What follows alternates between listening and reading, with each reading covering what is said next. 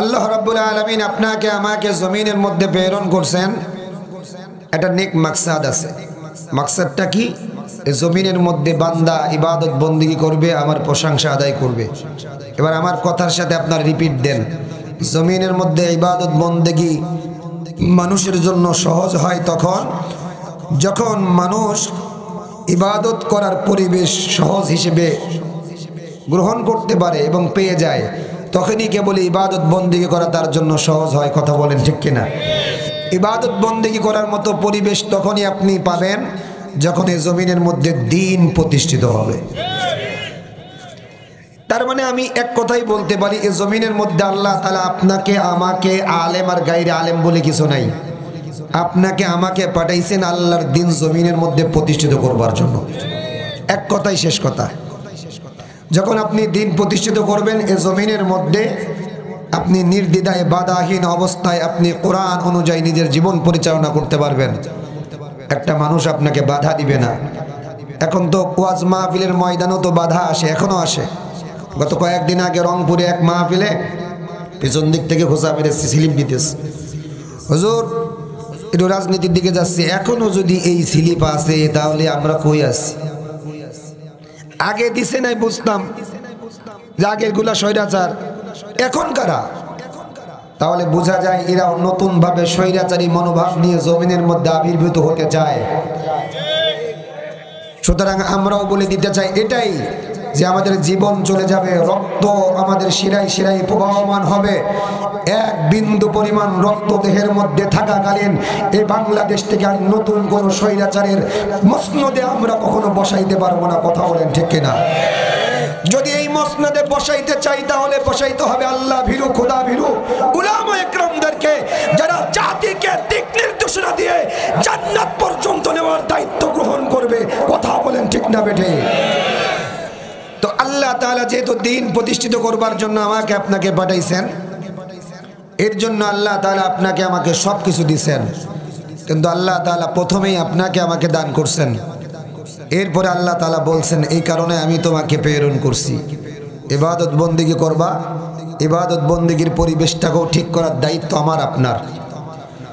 তো আমাদের জমিনের মধ্যে আমরা প্রত্যেকেই জানি যে আমি এই জমিন একসময় শেষ হয়ে যখন যাবে তখন আমরা এই জমিন থেকে জান্নাতে যেতে চাই। আচ্ছা, জাহান্নামে যেতে চাই কিরা কিরা? হাত তোলেন তো। নাই। জান্নাতে যেতে চাই কে কে? একটু হাত তুলি। লিল্লাহি তাকবীর, লিল্লাহি তাকবীর, লিল্লাহি তাকবীর। হাত নামায়। তাহলে আমরা সবাই জান্নাতে যেতে চাই। কোরআন এবং সুন্নাহ গবেষণা করলে দেখা যায় আপনি যদি 4টি আমল করতে পারেন, কয়টি? 4টি আমল বলতে 4 শ্রেণীর সন্তানের পিতা মাতাকে আল্লাহ তাআলা বিনা হিসাবে জান্নাত দান করবেন। তাহলে অন্তত ওই সন্তানের পিতা মাতা যেন আমি হতে পারি। কথা বলেন ঠিক কিনা? 4 শ্রেণীর সন্তানের পিতা মাতাকে আল্লাহ তাআলা বিনা হিসাবে কি দিবেন? পিতা মাতাকে যদি জান্নাত দেয় তাহলে সন্তান কি কি জান্নাত দিবে না? অবশ্যই দিবে। সন্তানের কল্যাণে যদি মা বাবা জান্নাতি হয় তাহলে সন্তান তো আগেই জান্নাতি। 1 নম্বর আমি আলোচনার টপিকসটা এটাই, 4 শ্রেণীর সন্তানের পিতামাতাকে আল্লাহ তাআলা বিনা হিসাবে জান্নাত দান করবেন। 1 নম্বর শহীদের পিতামাতা। কাদের পিতামাতা? শহীদ। এটা অনেক দামি একটা জিনিস। শাহাদাত দামি একটা উপঢৌকন। আজকের সময়ের মা বাবা, সন্তান যদি ইসলামী আন্দোলনের কোনো প্রোগ্রামে যায় তো মা বাবা বাধা দিয়ে যাস না, উনি কি হয়ে যায় না হয় বাড়ি থাক। কথা বলেন। কিন্তু রসুলের জামানায় আমরা নবী পর্যন্ত গেলাম না, আজ থেকে 100-200 বছর আগেও এই যে ভারতবর্ষ যখন স্বাধীন হয়েছিল, আপনারা ইতিহাস পড়বেন, এই ভারতবর্ষ আজকে দিল্লির দাদা বাবুরা যে বড় বড় লেকচার মারতেছে বাংলাদেশের চট্টগ্রাম আমাদের, আমরা তো বলি চট্টগ্রাম তোদের, তোরা দাবি করতে পারিস, আমরা দাবি করতে পারি গোটা ভারতবর্ষই মুসলমানদের। কথা বলেন ঠিক না? কারণ এই ভারতবর্ষ স্বাধীন করেছেন উলামা ইকরাম।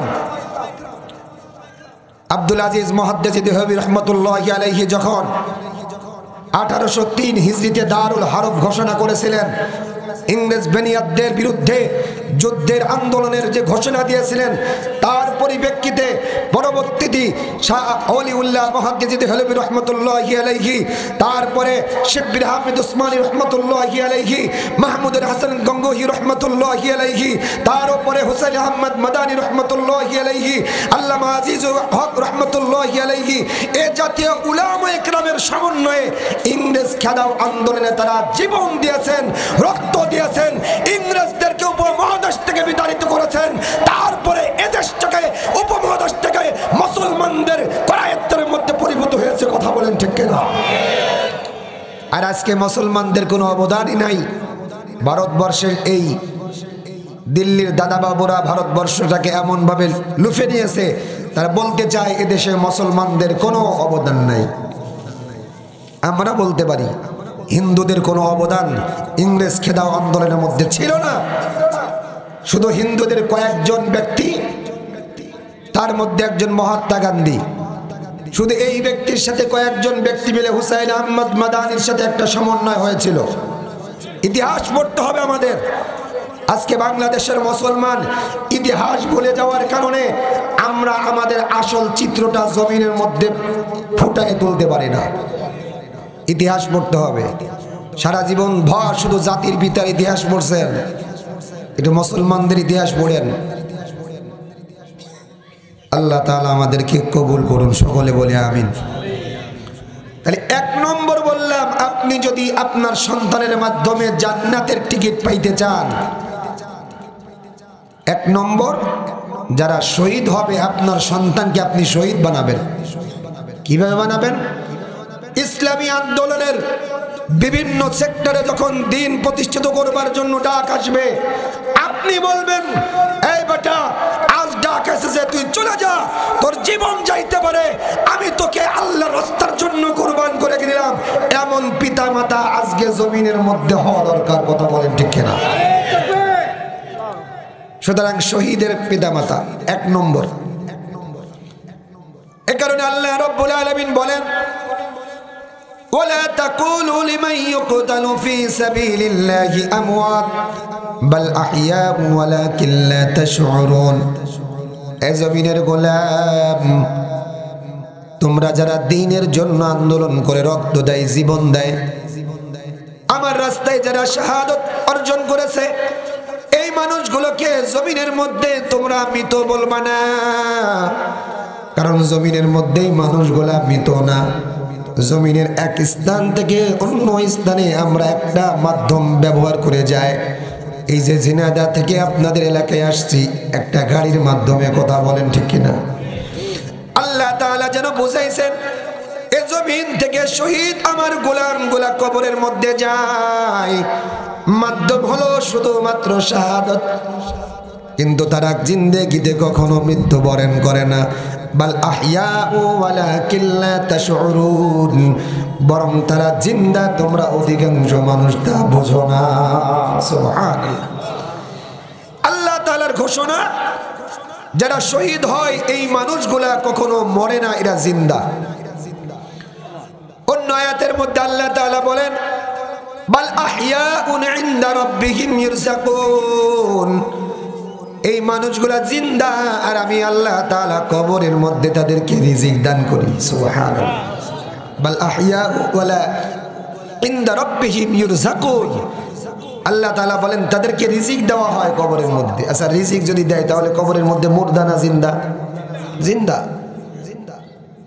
কাদের জন্য বলছেন? কোন নামাজের জন্য বলছেন আল্লাহ তাআলা? শহীদদের জন্য বলছেন। শাহাদাতের দরজা আল্লাহর কাছে অনেক দামি। বোঝাবার জন্য একটা উদাহরণ দেই। এ দেশটাকে যখন 1971 সালে স্বাধীন করা হয়, এ দেশের জন্য মুক্তিযোদ্ধা ভাইরা, যাদেরকে আমরা মুক্তিযোদ্ধা বলি, যারা জীবন দিয়েছেন, শহীদ হয়েছেন, তাদেরকে আমরা বাংলাদেশের জমিনে সর্বোচ্চ মাকামে রেখে দিই। কারণ তাদের রক্তের বদৌলতে, জীবনের বদৌলতে আমরা বাংলা ভাষায় কথা বলতে পারি। তাদের রক্তের বদৌলতে আমরা স্বাধীন একটা মানচিত্র পেয়েছি। এ কারণে এ জমিনের মধ্যে বাংলাদেশের ইতিহাসে, বাংলাদেশের জমিনে তারা আমাদের শ্রেষ্ঠ সন্তান। দুনিয়াদারির জন্য যদি আপনি শ্রেষ্ঠ বানাইতে পারেন, তাহলে জমিনের মধ্যে আল্লাহ তাআলার জন্য যেই ব্যক্তি রক্ত দেবে, জীবন দেবে, তাদেরকে কি আল্লাহ তাআলা শ্রেষ্ঠ বানাবেন না? অবশ্যই বানাবেন। এ কারণে আল্লাহ রাব্বুল আলামিন শহীদ আল্লাহর গোলামদেরকে শ্রেষ্ঠ বানাইলেন। আল্লাহর পয়গম্বর বলেন, যেই গোলাম শাহাদাতের দরজা পেয়ে গেল, ও যখন শাহাদাত অর্জন করেছে, আল্লাহ তাআলা তার মা বাবাকে বিনা হিসাবে জান্নাতের টিকিট দিয়ে দিয়েছে।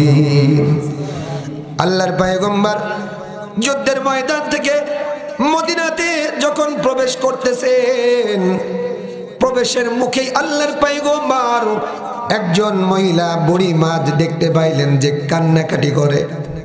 আল্লাহর পয়গম্বর ডাক দিয়ে বলে, এই বুড়ি মা, তুমি কি অমুক ব্যক্তির মা না? বুড়ি ডাক দিয়ে বলো, গো আল্লাহর পয়গম্বর, হ্যাঁ আমি তো অমুক ব্যক্তির মা। আল্লাহর পয়গম্বর ডাক দিয়ে বলে, তুমি তো বড় ভাগ্যবান, তোমার সন্তান জিহাদের ময়দানে যুদ্ধ করতে করতে আজকে শাহাদাত বরণ করেছে। সুবহানাল্লাহ। তোমার কোনো টেনশন নাই, আল্লাহ তাআলা তোমার সন্তানকে শহীদ বানাইছেন। আমি আল্লাহর পয়গম্বর মুহাম্মদুর রাসূলুল্লাহ সাল্লাল্লাহু আলাইহি ওয়াসাল্লাম নিজের হাত দ্বারা তাকে আমি কবরের মধ্যে দাফন দিয়ে আসলাম। সুতরাং আমি ঘোষণা করে দিলাম, তোমার সন্তান শহীদ। সুবহানাল্লাহ। মহিলা এবার নিজের কান্নাগুলো বন্ধ করে দিলেন, দুহাত দিলে নিজের চোখগুলো মুছে মুছে ডাক দিয়ে বলতেছেন, ওগো আল্লাহর পয়গম্বর, আপনি যেহেতু বললেন আমার সন্তান শহীদ, এই যে আমি এতক্ষণ পর্যন্ত কান্নাকাটি করতেছিলাম, আমি আমার চোখটা বন্ধ করে দিলাম, আমি আমার চোখের পানি মুছে ফেললাম, আমি আর কখনো জিন্দেগিতে কাঁদবো না। কারণ নবীর জবান থেকে বের হয়েছে শহীদের পিতামাতা জান্নাতি আল্লাহর গোলাম। সুতরাং আজ থেকে আমি আর কান্নাকাটি করব না, কারণ আমার সন্তান জমিনের মধ্যে সবচাইতে বড় দামি গোলাম। সুবহানাল্লাহ। শহীদের পিতামাতা তৎকালীন জামানায় তারা গর্ব ফিল করত। আর আমাদের মা বাবা এখন ঘর থেকে বের হওয়া যাবে না, বাইরে ঝামেলা। আপনি যদি নিরেট বুঝতে পারেন যে না, আপনার সন্তান ইসলামী আন্দোলনের জন্য যাচ্ছেন, ছেড়ে দিবেন, ছেড়ে দিবেন। কারণ দিন প্রতিষ্ঠিত করবে, এটা মালিকের একটা কথা তো রয়েই গেছে। এর জন্য যাবতীয় কাজ করে, এটা দিনের অন্তর্ভুক্ত। কথা বলেন ঠিক কিনা? সুতরাং আপনাকে আমাকে দিন প্রতিষ্ঠার আন্দোলনে জুড়ে মিলে থাকতেই হবে। তাহলে এক নম্বর বললাম শহীদের পিতামাতা। কয় শ্রেণীর সন্তানের পিতামাতা বিনা হিসেবে জান্নাতি? সবাই বলেন। এক নম্বর কারা? শহীদের পিতামাতা বিনা হিসাবে জান্নাতি। এই জন্য আল্লাহ তাআলা শহীদেরা তো দাম দিছেন। সাহাবা আজমাইনদের দিলের তামান্না থাকতো শহীদ হব। হযরতে হানজালা রাদিয়াল্লাহু তাআলা আনহু নতুন বিবাহ করেছেন, বাসর ঘরের মধ্যে বউ নিয়ে যখন সময় কাটাইতেছেন, হঠাৎ করে তার বাড়ির আঙ্গিনা দিয়ে একজন ডেকে ডেকে ডাক দিয়ে বলে, আল্লাহর নবী নাই গো, আল্লাহর নবী পৃথিবীতে নাই। যখন এই শব্দ কানের মধ্যে পেয়ে গেল, হযরতে হানজালা এক লাফ দিয়ে বিছানা থেকে বের হইছেন। বিবি ডাক দিয়ে বলে, ওগো প্রাণের স্বামী আমার, আপনি বিছানা থেকে কেন লাফ দিলেন? হযরতে হানজালা ডাক দিয়ে বলে, এই বিবি, তুমি কি শোনো নাই? ওই যে একজন এলান করে গেল আল্লাহর নবী জমিনের মধ্যে জিন্দা নাই। আমি হানজালা এত সুন্দর সময় কাটাইলাম, আবার কেন তোমার কাছে এখন সময় দেব? আমার পয়গম্বর জমিনে জিন্দা নাই। সুতরাং তরবারিখানা আমার হাতে দাও, আমি এক্ষুনি জিহাদের ময়দানে যুদ্ধ করতে করতে নিজেও শহীদ হব। আল্লাহু আকবার। হযরত হানজালা রাদিয়াল্লাহু তাআলা আনহু তরবারিখানা নিলেন। যখন ঘর থেকে বের হবেন, বিবি পিছন দিক থেকে ডাক দিলেন, ডাক দিয়ে বলতেছেন, প্রাণের স্বামী আমার, আপনি সারা রাত আমার সাথে ছিলেন, সুতরাং একটি ফরজ বিধান জিহাদের ময়দানে আপনি যাবেন, কিন্তু আপনার শরীরটা যে নাপাক, এই নাপাক শরীরটাকে একটু পাক করে তারপরে যান। হযরত হানজালা ডাক দিয়ে বলে, এই বিবি, কার জন্য আমি আমার বদনখানি পাক করব? যে আল্লাহর পয়গম্বর ও জমিনের মধ্যে জিন্দা নাই, আমি কি সেই আল্লাহর পয়গম্বরকে বাদ রেখে আমি নিজেকে পাক হব?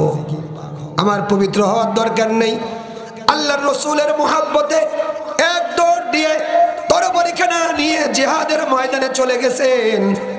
যুদ্ধ করতে করতে করতে করতে কাফেরদেরকে মারছেন, শেষে নিজেও কিন্তু শাহাদাত বরণ করেছেন। সুবহানাল্লাহ। আল্লাহর রাসূলের যুদ্ধ যখন শেষ হয়ে গেল, আল্লাহর পয়গম্বর সাহাবীদেরকে ডাক দিয়ে বলতেছেন, আমার সাহাবীরা শোনো, যুদ্ধের ময়দানে প্রত্যেক শহীদ সাহাবীদেরকে এক জায়গায় তোমরা এক জায়গায় করো। যখন সাহাবী শহীদদেরকে এক জায়গায় করলেন, ইতিমধ্যে একজন মহিলা দূর থেকে আসতেছে।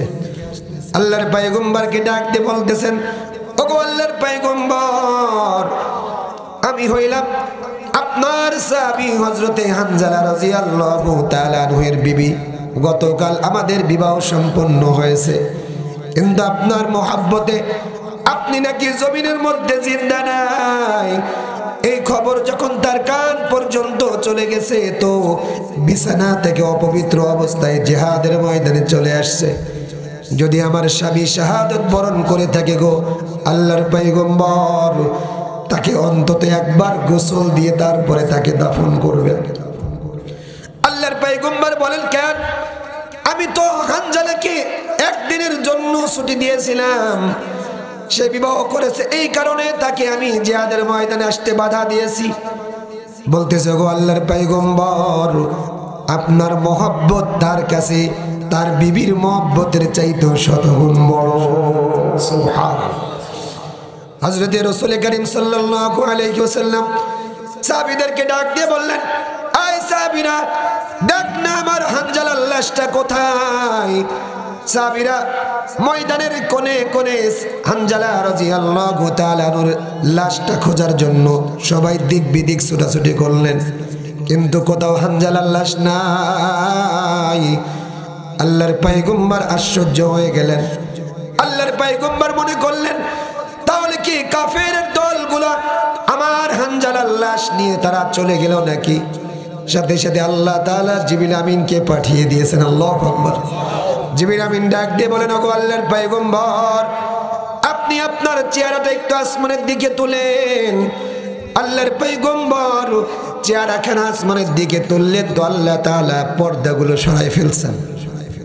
আল্লাহর পয়গম্বর দেখেন, আল্লাহ তাআলা ফেরেশতাদের মাধ্যমে জান্নাতি পানি দ্বারা হানজালা রাদিয়াল্লাহু তাআলা আনহুকে গোসল দিতেছে। আল্লাহু আকবার। এই যুবক, শাহাদাত এটা এত দাম, দুনিয়ার জমিনে কোনো মৃত্যুর এত দাম নাই। যদি কোনো কায়দায় যদি তুমি দিন প্রতিষ্ঠার আন্দোলনে যদি তোমার জীবনটাকে বিতরণ করতে পারো, মৃত্যু হবে তো আল্লাহ তাআলা সাথে সাথে জান্নাত নামক মহা দৌলত দান করবে। সুবহানাল্লাহ বিহামদিহি। অনেক দামি একটা জিনিস। সুতরাং শাহাদাতের তামান্না প্রত্যেকের দিলের মধ্যে থাকা চাই। কি বলেন? থাকা চাই না? প্রত্যেকের দিলের মধ্যে রাখতে হবে, আমি দিন প্রতিষ্ঠার জন্য আমি আমার জীবন দিতে জীবন বাজি রাখতে রাজি। ক্ষমতার মসনদের জন্য জীবন বাজি রেখে লাভ নাই, দিন প্রতিষ্ঠার আন্দোলনের জন্য জীবন বাজি রাখতে হবে। আমরা তো প্রায় জায়গায় বলি, গতকালকে আমি অনেক কষ্ট করে আসছি আজকে এখানে। গতকালকে আমার ধর্মপাশা সুনামগঞ্জ প্রোগ্রাম ছিল। এই দূরের জার্নি করলে ঠান্ডা লাগে বেশি, অনেক দূরের পথ। এই জন্য রাতেই রওনা করছি, এ কারণেই যেহেতু আজকে এখানে আসতে হবে, দিনে রওনা করলে আসা সম্ভব না, অনেক দূর এখান থেকে, প্রায় 600-700 কিলোমিটার। তো যার কারণে আসছি আসরের আগ দিয়ে, এসে যতটুকু পারা যায় ততটুকু নিজে ট্রিটমেন্ট করে তারপর এখানে আসছি। ভার ভার গলা আছে, আপনারা কষ্ট পাচ্ছেন? কষ্ট হচ্ছে? আর আমার পরে যেই বক্তা আছে, এই বক্তা আলহামদুলিল্লাহ আপনাদের বসায় দিবে। ও বিশাল মানুষ, আল্লাহ তাআলা কণ্ঠও দিছে, আল্লাহ তাআলা কিছু বলার যোগ্যতা কিছু মানুষের বক্তার থাকে আল্লাহ তাআলা দান করছে, ভালো আলোচনা করে। যাই হোক, যে কথাগুলো বলতেছিলাম, তো আল্লাহ তাআলার কাছে শাহাদাতের দরজা, শহীদ ব্যক্তিদের অনেক দাম, এটাই তো বলতেছিলাম। সাহাবা আজমাইনদের দিলের তামান্না থাকতো যে আমি শহীদ হব। কেমন তামান্না? তাদের ঈমান ছিল কত বেশি। মাঝখানে একটা কথা বলি, আল্লাহ তাআলা কুরআনুল কারীমের মধ্যে যত জায়গায় ঈমান আনার কথা বলছেন, এই তুমি ঈমান আনবা। যদি আপনি প্রশ্ন করেন আল্লাহ কাদের মতো ঈমান আনবো, আল্লাহ কাদের কথা বলছেন? সাহাবীদের কথা। আমিনু কামা আমানান নাস, তোমরা ঈমান আনবে সাহাবীদের মতো ঈমান। সাহাবীদের মতো ঈমান আনার কথা আল্লাহ তাআলা কেন বলছেন? আমি মাঝখানে একটু 2-3 মিনিট একটু ভিন্ন কথা বলি বোঝাবার জন্য। সাহাবীদের জন্য আল্লাহ তাআলা সাহাবীদের কথা কেন আনলেন কোরআনে? অথচ আল্লাহ রাসূল সাল্লাল্লাহু আলাইহি ওয়াসাল্লাম যেই জামানায় আগমন করেছিলেন, ওই জামানা ছিল তৎকালীন সময় পৃথিবীর ইতিহাসে সবচাইতে বর্বর আর খারাপ জামানা। কথা বলেন? এই জন্য বলা হতো আইয়ামে জাহিলিয়াতের যুগ, অন্ধকার যুগ। অথচ এই অন্ধকার যুগের মধ্যে আল্লাহ তাআলা তার সবচাইতে মুহাব্বতের পয়গম্বরকে পাঠাইছেন। কেন অন্য জামানায় পাঠাইলেন না? ব্যাখ্যাগুলো শোনেন। মুফাসসির ইকরামরা বলেন, বিশেষ করে ইবনে কাসিরের ব্যাখ্যা তাওজিহুল কোরআনের মধ্যে মুফতি তকি উসমানী দামাত বারাকাতুহুল আলিয়াও লিখছেন, দুনিয়ার জমিনে যদি আমাদের রোগ ছোট হয় তাহলে ডাক্তার হয় ছোট। ভালো করে বুঝবেন, রোগ যদি ছোট হয় ডাক্তার হয় ছোট। এই যে আমাদের ঠান্ডা লেগে যায়, এই ঠান্ডা লাগলে কিন্তু আমরা আন্তর্জাতিক ডাক্তারের কাছে যাই না। ঠান্ডা লাগার জন্য আমরা ওই অ্যাপোলো হসপিটালে যেয়ে বলি না যে আমার একটু ঠান্ডা লাগছে ঠিক করে দাও, এটা বলি না। ঠান্ডা লাগলে কি করি আমরা? নিজেরাই তখন ডাক্তার হয়ে যায়, একটা মোনাস টেন নিয়ে এসে খায়। তার মানে বোঝা গেল, রোগ যদি ছোট হয় ডাক্তার হয় ছোট। যদি আপনার ক্যান্সার হয়, রোগ যদি বড় হয়, তাহলে ডাক্তার কি ছোট হবে? ডাক্তার বড়। তো আল্লাহ তাআলা জমিনের মধ্যে সমস্ত নবী পয়গম্বরদেরকে রূহের ডাক্তার বানাইছেন, কলবের ডাক্তার বানাইছেন। তো অন্যান্য নবী পয়গম্বরদেরকে আল্লাহ তাআলা এলাকার ডাক্তার, ছোট ডাক্তার বানাইছেন। আর মুহাম্মদুর রাসূলুল্লাহ সাল্লাল্লাহু আলাইহি ওয়াসাল্লামকে আন্তর্জাতিক ডাক্তার করে জমিনের মধ্যে প্রেরণ করছেন। ছোট ডাক্তার যেহেতু আগের জামানার নবীগুলা ছিলেন, এ কারণে ওই জামানার লোকের রোগগুলো ছিল ছোট। আর যেহেতু মুহাম্মদুর রাসূলুল্লাহ সাল্লাল্লাহু আলাইহি ওয়াসাল্লাম আন্তর্জাতিক মানের রূহের ডাক্তার, তিনি যেই জামানায় আসবেন, বোঝা গেল ওই জামানার মানুষের রূহের রোগটাও থাকবে সবচাইতে বড়। ডাক্তার তো বড়, রোগটাও তো বড় হওয়া দরকার। এ কারণে তারিখের কিতাবের মধ্যে, তারিখ ইবনে জারির তাবারি কিতাবের মধ্যে আসছে, পৃথিবীর ইতিহাসে আল্লাহর রাসূল যখন জন্মগ্রহণ করেছিলেন, ওই জামানার মানুষ যত বর্বর, যত খারাপ, যত চরিত্রহীন ছিলেন, পৃথিবীর ইতিহাসে এত চরিত্রহীন, এত বর্বর, এত খারাপ জামানা আর কখনো আসে নাই। কারণ তাদের রূহের রোগ ছিল বড়। ভাবতে পারেন, একজন মা, একজন বোন ঘর থেকে বের হয়েছে দুপুরবেলা, বাড়িতে ইজ্জত নিয়ে বাড়িতে আসতে পারে নাই। ভাবতে পারেন, যেই জামানার স্বামীগুলা তার বিবিদেরকে ঘরে আবদ্ধ করে, তালাবদ্ধ করে এরপরে ঘর থেকে বের হতো, কেন? পাশের বাড়ির কোনো পুরুষ যেন তার ঘরের মধ্যে এসে তার বিবির সাথে যেন জিনায় লিপ্তচারী না হতে পারে। যেই জামানায় 1 দিরহামের কারণে একে অপরকে খুনাখুনি করা হতো। কেন করতেন? হাকিম আখতার সাহেব রহমতুল্লাহি আলাইহি তারা কিতাবের মধ্যে লিখেন, 2টা কারণে ওই জামানার মানুষগুলো এত অধপতনের চূড়ান্ত সীমায় নিচেই ছিল। 2টা কারণে। 1 নম্বর শিক্ষার আলো ছিল না, আর 2 নম্বর চারিত্রিক অধপতন। 1 নম্বর কি বলেছি? শিক্ষার আলো ছিল না। 2 নম্বর চারিত্রিক অধপতন। এই 2টা কারণে ওই জামানার মানুষগুলো ছিল সবচাইতে বর্বর। এখন আপনি মিলান, এই জামানায়ও যেই মানুষের মধ্যে শিক্ষার জ্ঞান নাই, ইলমে দ্বীন নাই, এগুলো সবচাইতে দুর্নীতিবাজ হয়। বিগত 16-17 বছরের ইতিহাস মিলাবেন এখন, কারণ আমাদের সংসদ ভবনগুলো চেয়ে গেছে মূর্খ। ঢাকার বড় বড় টাকাওয়ালা সংসদ সদস্য কথা বলতে পারেন, ঢাকাইয়া ভাষায় কথা বলে। সংসদের ভবনে যে গান গায়, ফাইটটা যায়, গান গায়, এরা সংসদ সদস্য। সবচাইতে মূর্খগুলো যখন একটা দেশের পরিচালনা পর্ষদের মধ্যে দাঁড়ায়, ওই দেশ কোথায় যাইতে পারে এটা একটু ভাবা বিষয়। এই জন্য শিক্ষার আলো যাদের মধ্যে নাই তারাই দুর্নীতিবাজ হয়।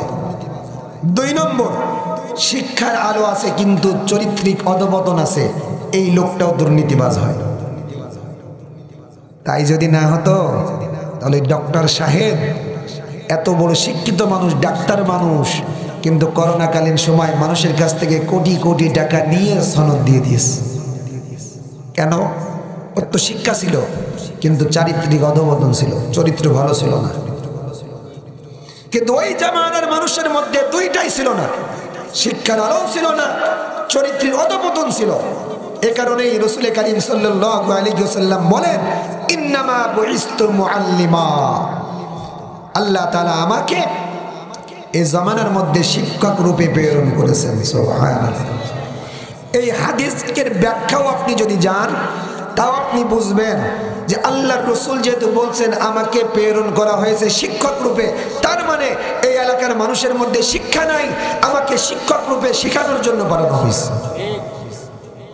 2 নম্বর, রাসূল অন্য একটি হাদিসের মধ্যে বলেন, বুইসতু লিউতাম্মিমা মাকারিমাল আখলাক, আমি তো এই জমিনের মধ্যে আগমন করেছি চরিত্র সংশোধন করে উন্নত চরিত্র নিয়ে যাওয়ার জন্য।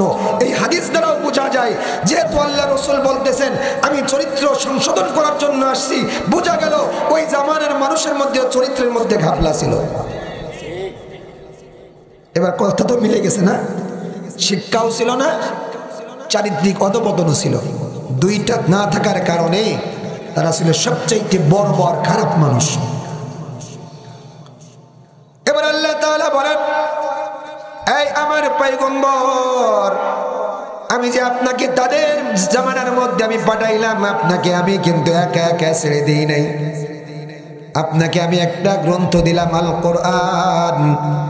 এই কোরআন দিয়ে আপনি আপনার উম্মতদের কাছে আপনি দাওয়াত দিতে থাকবেন, ওয়াজ করতে থাকবেন।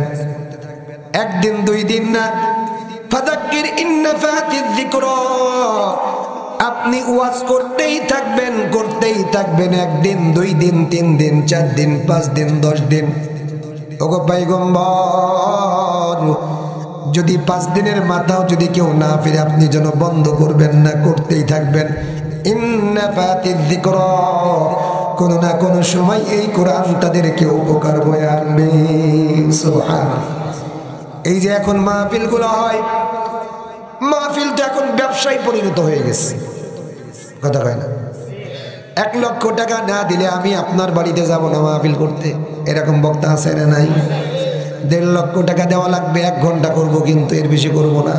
এখন নতুন নতুন করে আসতেছে এই যে প্রফেশনাল বক্তাগুলো যে আমাদের মাঝে আসতেছে, তার মানে কেমন জানি মনে হয় এটা যেন একটা ব্যবসার একটা ক্ষেত্র, এটা একটা ব্যবসা এমন জানি হয়ে যায়। এ কারণেই বক্তার মধ্যে ইখলাসের অভাব। আর শ্রোতারাও, আয়োজকরাও চিন্তা করে ওই পাড়া 1.5 লক্ষ টাকা দিয়ে বক্তা আনছে, আমি 2 লক্ষ টাকা দিয়ে আনবো। আয়োজক কমিটির মধ্যেও ইখলাস নাই। দুজনের মধ্যে ইখলাস না থাকার কারণে মাহফিল থেকে হিদায়াত পাওয়া সম্ভব নয়। দুজনের মধ্যে ইখলাসের কমতি। শুধু বক্তাদের দোষ দিলকা যে হুজুরা শুধু টাকা চাই। আপনাদের মধ্যে সমস্যা, আপনারা লোভ ধরাইছেন কে? কি কথা বলেন? লোভ তো আপনারা ধরাইছেন। আগে 5-10 হাজার টাকায় চলে আসতো ঢাকার থেকে, এখন 50,000 টাকা দিলেও আসে না। লোভ তো আপনারা ধরাইছেন। কবেন যে তোর মতো বক্তা নেব না, যা আমার এলাকার বক্তাই যথেষ্ট। তার তো নেবেন না। আজকে একজন ফোন করে কাছে হুজুর একটা ভাইরাল বক্তাদের, আমি বললাম যে 1 লক্ষ টাকা আছে, কোনো সমস্যা নেই, দেখেন কোনো সমস্যা নেই, ভাইরাল বক্তা দরকার। এলাকার কত বক্তা আছে ভালো বলো, এই যে আলিনুর চাচা কথা বলে গেল, এই কোরআনের বাইরে কথা বলছে, তাহলে যদি আপনার ভিতরে ইখলাস থাকে তো এই কথাই তো আপনার জন্য যথেষ্ট। ভাইরাল বক্তা চাওয়ার অর্থ যে আমার লোক বেশি হবে, আমি বুঝাইতে পারবো আমাদের মাহফিল সবচাইতে বড়, তাহলে আপনার ইখলাস কি থাকলো? এ কারণে হিদায়াত নাই মাহফিলে। যাই হোক, আমি অন্য সেক্টরে চলে যাচ্ছি। ওই দিকে গেলে আবার এই বক্তাগুলো, এই যে ক্যামেরা ভিডিও হচ্ছে, কমেন্ট যে মনির ভাই আমাদের বিরুদ্ধে লাগছে, এদিক দরকার নেই। যে কথাগুলো বলতেছিলাম, তো আল্লাহ রাসূল সাল্লাল্লাহু আলাইহি ওয়াসাল্লামকে বলতেছেন তুমি কোরআন দিয়ে তোমার উম্মতদেরকে আহ্বান করো। আল্লাহ রাসূল আহ্বান করছেন। কোরআন যখন সাহাবা আজমাইনরা আঁকড়ে ধরছে, তো আল্লাহ তাআলা তাদেরকে কেমন বানাইছেন? দুনিয়ার সবচাইতে বর্বর জাতি থেকে দুনিয়ার ইতিহাসে সবচাইতে খয়রুল কুরুন, সবচাইতে উত্তম জাতিতে রূপান্তরিত করে দিয়েছেন। আল্লাহ রাসূল বলতেছেন খয়রুল কুরুনি করনি, আমার জামানায় এই যে জাতি আছে এইটা সবচাইতে উত্তম জাতি। তার মানে কি সাহাবা আজমাইনদের এই যুগটা সবচাইতে উত্তম যুগ। অথচ এই যুগটাই আল্লাহ রাসূল যখন জন্মগ্রহণ করেছেন, এই সাহাবীরাই তখন ছিল বড় বড়। কিসের মাধ্যমে ভালো হয়েছে বলেন? কোরআনের মাধ্যমে।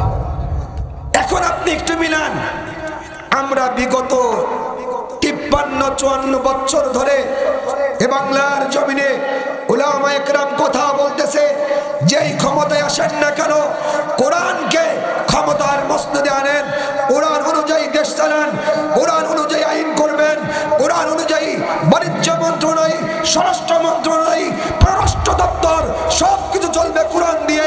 যদি কোরআন দিয়ে চলে এদেশের মধ্যে শান্তি আসবেই আসবে। আপনারা কথা শুনেন নাই, আপনারা শুধু কোরআন ছেড়ে দিয়েছেন, যার ফলশ্রুতিতে এমন একটা 5ই আগস্ট আমাদের সামনে এসে গিয়েছে যে খাবার খাওয়ার টাইম পর্যন্ত আপনি পান নাই। কথা বলে ঠিক না বেটি? সুতরাং আমরা দেখতে বেশ কোরআন ছেড়ে দেওয়ার কারণে তারা এত বেশি অবস্থার দিকে চলে গেছে, নিজেকে ক্ষুধা, কয়দিন পরে বলতো আমি ক্ষুধা, আর বেশি দিন ছিল না বাকি। অলরেডি বলেছে তো, যখন সেনাবাহিনীর প্রধান বলছে যে আপনি ক্ষমতা ছেড়ে দিয়ে গণতন্ত্র ফিরিয়ে দিয়ে আপনি চলে যান, বলে না আমি যাব না, যত পারো গুলি চালা, তোর বাবা তা যত পারো গুলি চালাও। এরপরও যখন সেনাবাহিনীর প্রধান আরো একটু চাপ দিছে, তারে কত যে গালিগালাজ করছে, তার ছেলে জয় জয় সহ। কি দরকার?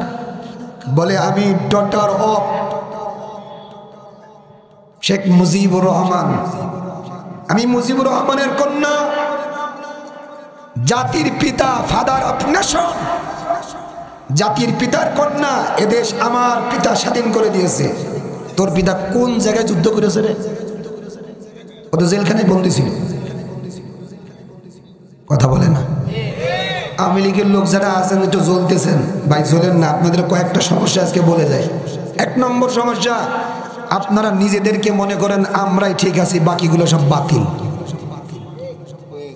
আপনারা মনে করেন যে শেখ হাসিনা যা বলছে এটাই সঠিক, কোরআনে যা আছে এটা ঠিক না। নাউজুবিল্লাহ মিন যালিক।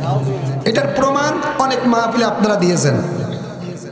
কোরআনের কথা বললে বলেন কি না শেখ হাসিনা যেহেতু এটা বলছে আপনি এটা নিয়ে বলেন না, তার মানে কি কোরআন মিথ্যা, শেখ হাসিনা সত্য। এটাই তো বুঝাইছেন। 2 নম্বর আপনাদের ভুল, আপনারা মনে করছেন উলামায়ে কেরাম তাদেরকে আপনারা রাজনীতিক কোনো বক্তব্য দেওয়া পছন্দ করেন নাই। আপনারা মনে করছেন উলামায়ে কেরাম থাকবে মসজিদ মাদ্রাসা নিয়ে শুধু সিন্নি আর 40 খাবে, দোয়া করবে, এই তো উলামায়ে কেরামের কাজ না বাজান।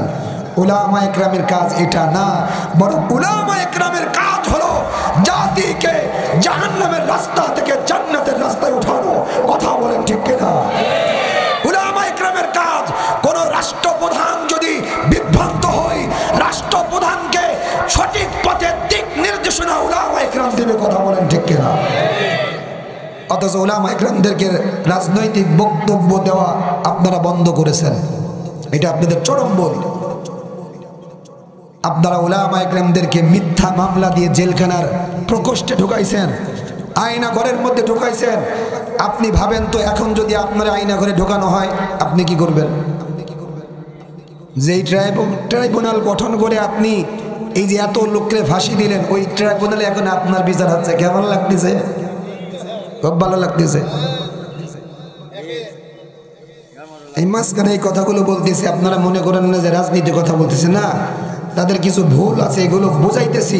এখনো যারা সমর্থন করেন আপনি করেন, সমস্যা নাই, কিন্তু এই মাইন্ড থেকে বের হয়ে আসেন। আপনারাও যে ভুল করছেন এটা স্বীকার করতে শিখেন, স্বীকার করতে শিখেন, তাহলে আপনাদের জন্য ভালো হবে। একটু জিকির করি লা ইলাহা ইল্লাল্লাহ, একটু চা নাই?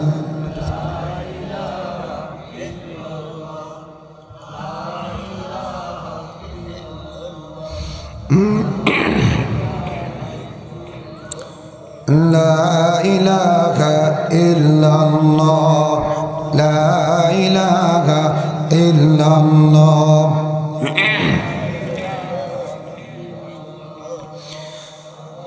লা ইলাহা ইল্লাল্লাহ মুহাম্মাদুর রাসূলুল্লাহ সাল্লাল্লাহু আলাইহি ওয়াসাল্লাম।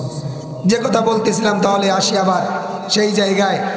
রাসূল করিম সাল্লাল্লাহু আলাইহি ওয়াসাল্লাম যেহেতু কোরআন দিয়ে সাহাবা আজমাইনদেরকে মানুষের মতো মানুষ বানাইছেন, সেই কোরআন যদি আমরা এই জামানার মানুষগুলো ধরি তাহলে আমরাও মানুষের মতো মানুষ হতে পারবো। এ কারণে আল্লাহ রাসূল সাল্লাল্লাহু আলাইহি ওয়াসাল্লাম যেহেতু সাহাবা আজমাইনদেরকে মানুষ বানাইছেন, আল্লাহ তাআলা কোরআনে জায়গায় জায়গায় বলতেছেন আমিনু কামা আমানান নাস, তোমরা ঈমান আনবে সাহাবা আজমাইনদের মতো ঈমান। কারণ তারা বর্বরতা থেকে এমন একটা ভালো মানুষে রূপান্তরিত হয়েছে, তাদের ঈমানটা এত চাঙ্গা, এত জজবাওয়ালা ঈমান, এত এক নম্বরের ঈমান তাদের মধ্যে, যে তারা কখনো মৃত্যুকে পরোয়া করে নাই, চোখে চোখ রেখে দিন নিয়ে কথা বলতে দ্বিধা করে নাই। কথা বলেন ঠিক কিনা? এ কারণে আল্লাহ তাআলা আমিনু কামা আমানান নাস, ঈমান আনতে বলছেন সাহাবা আজমাইনদের মতো ঈমান। যদি সাহাবা আজমাইনদের মতো ঈমান যদি আপনি আনতে পারেন, তাহলে আপনার দিলের মধ্যে সাহাবা আজমাইনদের মতো শাহাদাতের তামান্না থাকবে। হযরত সুমাইয়া রাদিয়াল্লাহু তাআলা আনহা আল্লাহর রাসূলের জলিল কদর একজন সাহাবী, ইসলামের প্রথম শহীদ একজন সাহাবী। হযরত সুমাইয়া রাদিয়াল্লাহু তাআলা আনহা যখন কিনা ইসলাম ধর্ম গ্রহণ করলেন, তার সন্তান যুবক হযরত আম্মার রাদিয়াল্লাহু তাআলা আনহু 18 থেকে 22 বছরের মধ্যে তার বয়স। এই যুবক মানুষ দুজন যখন ইসলাম ধর্ম গ্রহণ করলেন, পথ দিয়ে যাইতো আবু জেহেল পথ আটকায়। আবু জেহেল ডাক দিয়ে বলে, আয় সুমাইয়া, 1 মিনিটের জন্য দাঁড়াও। হযরত সুমাইয়া ডাক দিয়ে বলে, তুমি আমাকে কেন আটকাইলা? হযরত সুমাইয়া বলে, আমি যে ইসলাম ধর্ম গ্রহণ করলা, তুমি যেটা শুনলাম তুমি মুহাম্মাদের কালেমা গ্রহণ করলা, এই কালেমা যদি তুমি গ্রহণ করে থাকো, তাহলে তুমি কালেমাটাকে ছেড়ে দিয়ে তুমি আমাদের দলে চলে আসো। হযরত সুমাইয়া ডাক দিয়ে বলে, আবু জাহেল, এই যে কালেমা গ্রহণ করে নিলাম, দেহের মধ্যে 1 ফোঁটা রক্ত থাকাকালীন কালেমা থেকে 1 চুল পরিমাণ কখনো বিচ্যুত হব না। সুবহানাল্লাহ। আবু জাহেল ডাক দিয়ে বলে, এই সুমাইয়া, তুমি যদি ইসলাম ধর্ম ত্যাগ না করো, তাহলে আগামী দিন ভবিষ্যৎ তোমার জন্য অন্ধকার। জমিনের মধ্যে এমন অনেক লিডার থাকবে, দেখবেন মতের মিল না হলে বলে তোর কিন্তু ভবিষ্যৎ অন্ধকার। বলে কি বলে না? আবু জাহেল বলতেছে তোর ভবিষ্যৎ অন্ধকার। সুমাইয়া বলে, তোমার যা ইচ্ছা তুমি তাই করো, আমি যে কালেমা গ্রহণ করে নিলাম, এই কালেমা যে গ্রহণ করে নিয়েছি, মারা যাব, কিন্তু কালেমা ত্যাগ করতে আমরা রাজি নই। সুবহানাল্লাহ।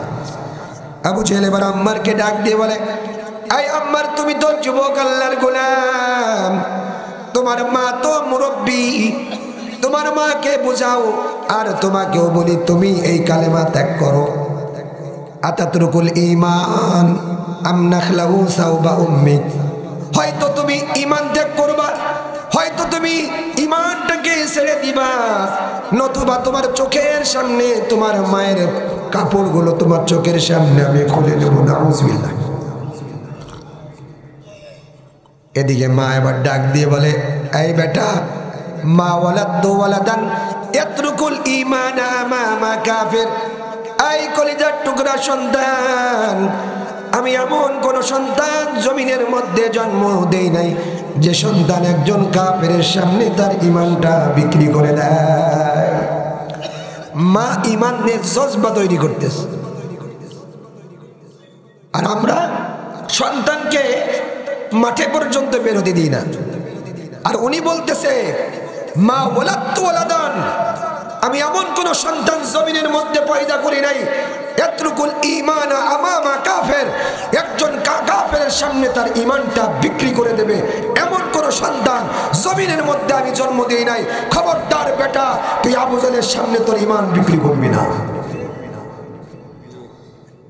এবার আবু জাহেল হযরত আম্মার রাদিয়াল্লাহু তাআলা আনহুর হাত পা বেঁধে একটা খুঁটির সাথে বেঁধে দিয়েছেন। হযরত সুমাইয়া রাদিয়াল্লাহু তাআলা আনহাকে হাত পা বেঁধে জমিনের মধ্যে ফেলে দিলেন। আবু জাহেল ডাক দিয়ে বলে, এই সুমাইয়া, তুমি আবার তোমাকে বলি তুমি ঈমান ত্যাগ করো। সুমাইয়া বলে, আমি ঈমান ত্যাগ করতে রাজি নাই, তোমার যা ইচ্ছা তাই করো। আবু জাহেল এবার হযরত সুমাইয়া রাদিয়াল্লাহু তাআলা আনহার শরীর থেকে এক এক করে কাপড়গুলো খুলে ফেলল। হযরত আম্মার নিজের মায়ের উলঙ্গ দৃশ্য দেখবে না বলে মাথাটা মাটির দিকে ফেলায় রাখছে। জমিনের মধ্যে এমন কোন সন্তান পৃথিবীর জমিতে নাই, সন্তান যতই খারাপ হোক না কেন তবু সন্তান তার নিজের মায়ের উলঙ্গ দৃশ্য দেখতে রাজি না। কথা বলেন ঠিক কিনা? হযরত আম্মার তার নজরটা মাটির দিকে ফেলে দিয়েছেন। যখন কিনা মাটির দিকে ফেললেন, চোখটা বন্ধ করে রাখলেন, আবু জাহেলের সাঙ্গ পাঙ্গগুলো মাথাটা উঁচু করে দিতেছেন, কিন্তু আম্মার জোর করে মাটির দিকে তার নজরটা ফেলাইলেন। ওদিকে আবু জাহেল একজন সাঙ্গের কাছে বর্ষা চাইলো। যখন বর্ষাটা দেওয়া হলো তো আবু জাহেল হযরতে সুমাইয়া রাদিয়াল্লাহু তাআলা আনহার লজ্জা স্থানে এত বেশি উপর্যুপরি আঘাত করা শুরু করেছে, লজ্জা স্থান দিয়ে এত বেশি রক্তগুলো ঝরতেছে, রক্তে প্রবাহিত হওয়ার কারণে তার নিচের মাটিগুলো কাদাযুক্ত অবস্থায় রয়ে গেছে। হযরতে সুমাইয়া রাদিয়াল্লাহু তাআলা মৃত্যু অবতারিত সন্তানকে ডাক দিয়ে বলতেছে, এই বেটা শোন, আমি তো জান্নাতের সুঘ্রাণ পাইতেছি। আল্লাহু আকবার। আমি তো জান্নাতের সুঘ্রাণ পাই। আমি জমিনের মধ্যে হয়তোবা বেশিক্ষণ আর টিকবো না, কিন্তু তোমাকে আমি বলে যাই, জিন্দেগিতে ঈমান কখনো কাফেরের সামনে ত্যাগ করবা না। সুবহানাল্লাহ। এটার নাম ঈমান। ওই ঈমান না নেতা একটা কিছু বললো আর 5 টাকা গোলামি করলাম, এটার নাম ঈমান না। ঈমান ওটার নাম। এ কারণে আল্লাহ তাআলা বলেন, আমিনু কামা আমানান নাস, তোমরা ঈমান আনবে সাহাবা আজমাইনদের মতো ঈমান।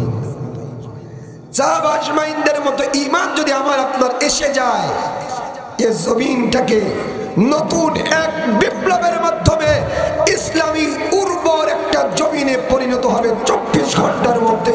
কথা বলেন ঠিক না বেঠিক? ঈমান আমাদের এরকম হওয়া দরকার। তাহলে বলতেছিলাম, 4 শ্রেণীর সন্তানের মা বাবা বিনা হিসেবে জান্নাতি। তার মধ্যে 1 নম্বর কারা? শহীদের পিতামাতা। 2 নম্বর হাফেজে কোরআনের পিতামাতা। কাদের পিতামাতা? হ্যাঁ, এই জায়গায় আমরা খুব দুর্বল। শহীদের জায়গাও দুর্বল, আবার এই জায়গাও দুর্বল। সন্তান 5-10টা সন্তান আছে, সব ডাক্তার বানাবেন, ইঞ্জিনিয়ার বানাবেন, কেন একটা হাফেজ বানান না? এই সন্তান যখন আপনি মারা গেলেন, আপনার জানাজার নামাজ পড়াবে যেই অন্তর দিয়ে জানাজার নামাজ পড়াবে, আপনার ব্যথায় ব্যথিত হয়ে চোখে পানি আসবে, তখন জানাজা নামাজ পড়াবে, ওই দোয়া মালিকের কাছে কবুল আগে হবে। আপনি ইমাম সাহেব যতই ভাড়া করে আনেন না কেন বাজান, ইমাম সাহেব আপনি ভাড়া করে আনলেন, কোনো সমস্যা নাই, কিন্তু আপনার প্রতি ইমামের ওই দরদ থাকবে না যতটা দরদ আপনার সন্তানের অন্তরের মধ্যে আপনার প্রতি থাকবে। এটা আমি প্রায় জায়গায় বলি, বলতে লজ্জাও পাই না। আমি মূলত আমার আব্বাজান, আমার নানার যখন জানাজার নামাজ হয়, আমার মামা যেহেতু নিজে একজন আলেম, আমার মামা যখন জানাজার নামাজ পড়ায়, আমি তো তখন অনেক ছোট, তো না মামা নাকি জানাজার নামাজের মধ্যে কাঁদতে কাঁদতে ডুকরে ডুকরে কাঁদতে কাঁদতে জানাজার নামাজ পড়াইছে। তা আমার আব্বার কাছে এটা খুব ভালো লাগছে। সন্তান যদি এইরকম ভাবে জানাজার নামাজ করে, তো এই সন্তানের দোয়া আল্লাহ তাআলা কখনোই ফেরত দেবে না। ওই জায়গা থেকে আমার আব্বা চিন্তা করছিলেন যে আমি আমার একটা সন্তান হাফেজ বা আলেম বানাবো। এরপরের দিনই এসে আমাকে মাদ্রাসায় পড়াইছে, তো আল্লাহ তাআলা কবুল করছে। তো মানুষ তো ওই সমস্ত চিত্রগুলো দেখে দেখেও শিখে। আজকে আপনাদের এখানে একটা মাদ্রাসা নতুন করে, এই যে এটাই তো না, এটা হবে, এটা বরকত দিয়ে, এই যে আপনারা বসছেন, এটা একটা বরকত প্রভাব পড়বে ইনশাল্লাহ। একটা মাদ্রাসা আমার বিলাল ভাই শুরু করতে চান। বিলাল ভাই কিন্তু ঝিনেদার বুকে ভালো একজন ব্যক্তি, সমস্ত ওলামা একরাম তাকে খুব মান্যগণ্য করে, স্নেহ করে, একসাথে আমরা বিভিন্ন প্রোগ্রাম করি। আপনাদের এলাকার এই মাদ্রাসা সে করতে চাইছে, এখান থেকে হাফেজে কোরআন বের হবে। আপনাদের জন্য খুশির খবর নাকি অখুশির খবর? খুশির খবর। একজন হাফেজে কোরআন যদি এই এলাকার কোনো মাইয়িতের কবরের পাশ দিয়ে হেঁটে যায়, 40 দিন পর্যন্ত কবরের আযাব মাফ হবে। হতে পারে এটা দুর্বল, হাদিসের সনদ দুর্বল হতে পারে, কিন্তু হাদিস তো। সুতরাং হাফেজে কোরআন বানাবেন। আর রাসূল তো বলেই দিয়েছেন, কুল্লুহুম ওয়াজাবাত ফিন্নার। আল্লাহ রাসূল বলেন, একজন হাফেজে কোরআন কিয়ামতের ময়দানে 10 জন জাহান্নামী ব্যক্তিকে সুপারিশ করে জান্নাতে নেওয়ার ক্ষমতা আল্লাহ তাআলা দান করবেন। তাহলে 10 জন যদি জান্নাতে নিতে পারে, তাহলে তার মধ্যে তার মা বাবা থাকবে না? আগেই তো মা বাবা থাকবে। তাহলে মা বাবা যদি থাকে, তাহলে বোঝা গেল একজন হাফেজে কোরআনের মা বাবা বিনা হিসাবে জান্নাতি। সুবহানাল্লাহ। এই জন্য জমিনের মধ্যে সন্তান একটা আলেম বানাবেন, সন্তান একটা হাফেজে কোরআন বানাবেন। কারণ হাফেজ আলেমদের দাম আল্লাহর কাছে অনেক বেশি। জমিনের মধ্যে অনেক আলেম হাফেজ বিয়োগ হয়ে গেছে, অনেক বুজুর্গ আলেম জমিন থেকে চলে গেছে। শুধুমাত্র তাদের সান্নিধ্য পাওয়ার কারণে জমিনের মধ্যে অন্য ব্যক্তিকে জমিনের মধ্যে মাথা উঁচু করে দাঁড় করাই দিচ্ছে। হযরত হুসাইন আহমদ মাদানী রাহমাতুল্লাহি আলাইহি, যাকে শাইখুল আরব আল আজম বলা হয়, এই হুসাইন আহমদ মাদানী রাহমাতুল্লাহি আলাইহি ভারতবর্ষে যখন ইংরেজ খেদাও আন্দোলন শুরু হয়ে যায়, ওই সময় তার উস্তাদ মাহমুদ হাসান গঙ্গোহী রহমাতুল্লাহি দেওবন্দি রহমাতুল্লাহি আলাইহি মাল্টার জেলখানার মধ্যে ইংরেজ বেনিয়াদরা অ্যারেস্ট করে তাকে মাল্টার জেলখানার মধ্যে রাখছে। এই বাজার মাঝখানে একটা কথা বলে কান খাড়া করে দিয়ে শোনেন, উলামা একরাম জেলখানায় যাওয়ার অর্থ হলো ওই জমিনটা আল্লাহ তাআলা অনতি বিলম্বে স্বাধীন রাষ্ট্র বানাবে। সুবহানাল্লাহ। যত উলামা একরাম জেলখানার মধ্যে ঢুকবে, মনে করবেন এই রাষ্ট্র ক্ষমতার অধঃপতন খুব তাড়াতাড়ি আসতেছে। মাল্টার জেলখানার মধ্যে যখন দেওবন্দি রহমাতুল্লাহি আলাইহি মাহমুদ হাসান দেওবন্দি রহমাতুল্লাহি আলাইহি বন্দী করলেন, ইংরেজরা যখন পুলিশ বাহিনী নিয়ে যাচ্ছেন, হুসাইন আহমদ মাদানী বলতেছে, আমাকে নিয়ে যান। বলে না তুমি ছাত্র? বলে না, আমি আমার উস্তাদের খাদেম, আমাকে নিয়ে যান। নিয়ে যায় নাই। যখন স্টিমার লঞ্চ ছেড়ে দিছে, উনি তখন ওই নদীর মধ্যে ঝাঁপ দিচ্ছে।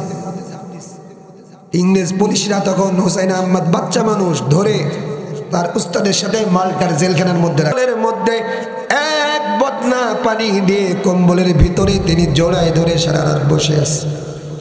দেখবেন কম্বলের মধ্যে যদি আপনি এক জগ পানি নিয়ে বসে থাকেন, পেটের একটা গরম, কম্বলের গরম, আবার জড়িয়ে ধরে বসে আছেন এটার একটা গরম।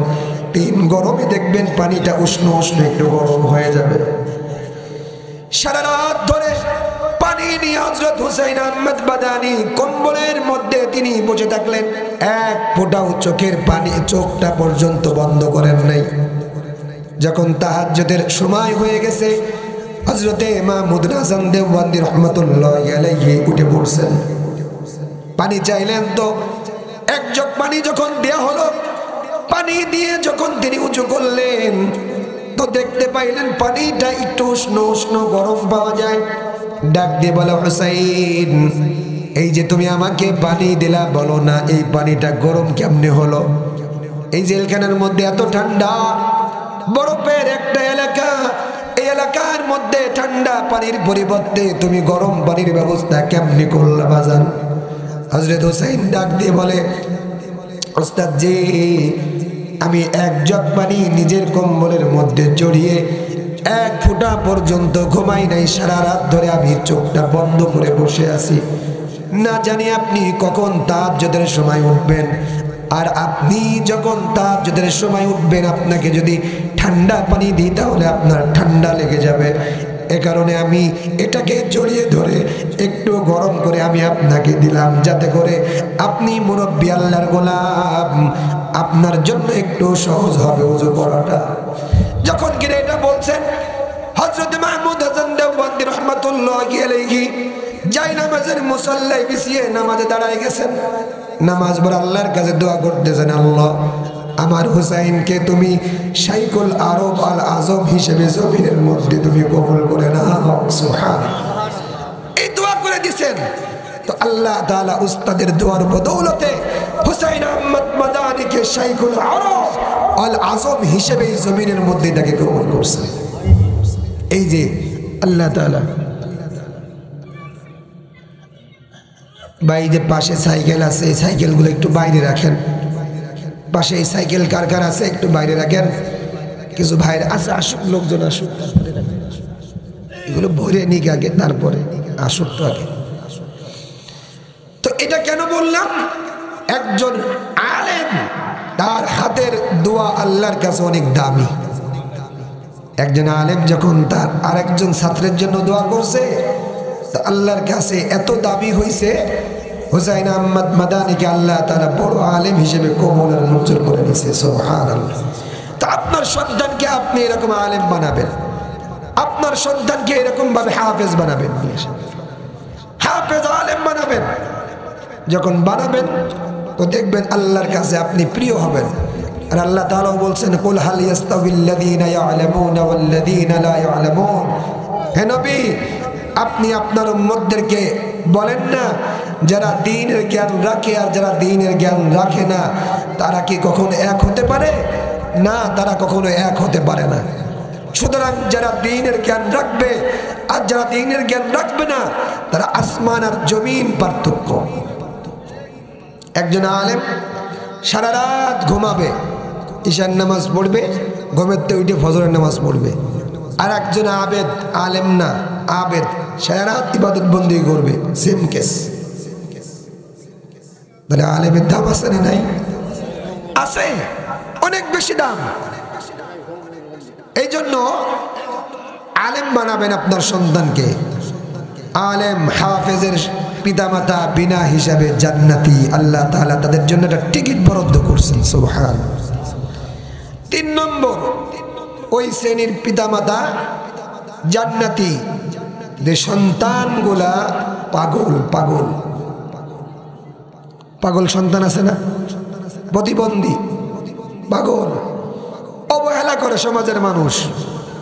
এদের পিতামাতা যদি এদেরকে খুব দেখভাল করে, সুন্দরভাবে লালন পালন করে, তো আল্লাহ তাআলা এই বাচ্চার ওসিলাই মা বাবাকে বিনা হিসেবে জান্নাত দান করবে।